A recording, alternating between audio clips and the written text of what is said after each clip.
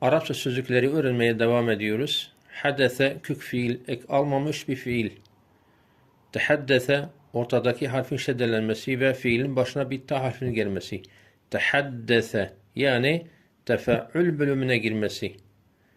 Tehadese ise ilk harfinin elif olması ve fiilin başına bir ta harfinin gelmesi.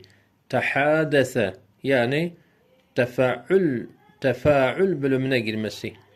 Hadese bir durumun meydana gelmesi, bir olayın olmayan bir şeyin meydana gelmesini anlatır.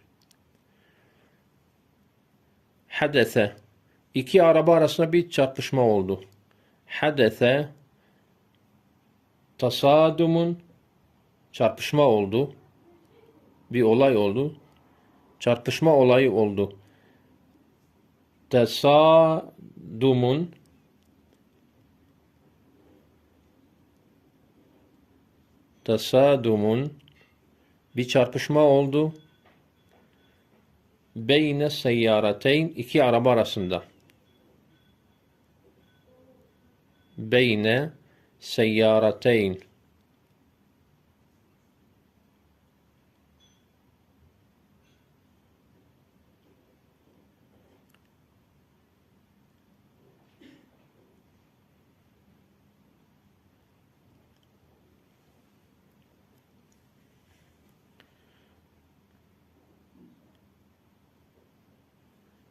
asker babasıyla vasıf üzerinde konuştu.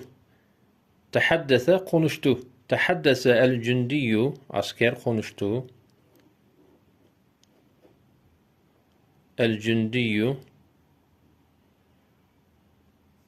ma'a ebihi babasıyla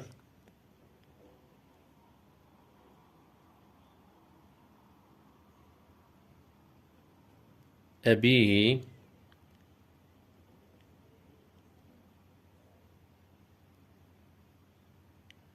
alel vassaf vassaf üzerinde el vassaf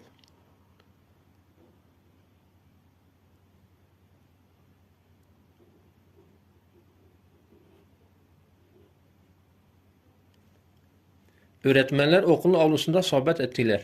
Tehadese karşılıklı konuşma. Tehadese el müderrisune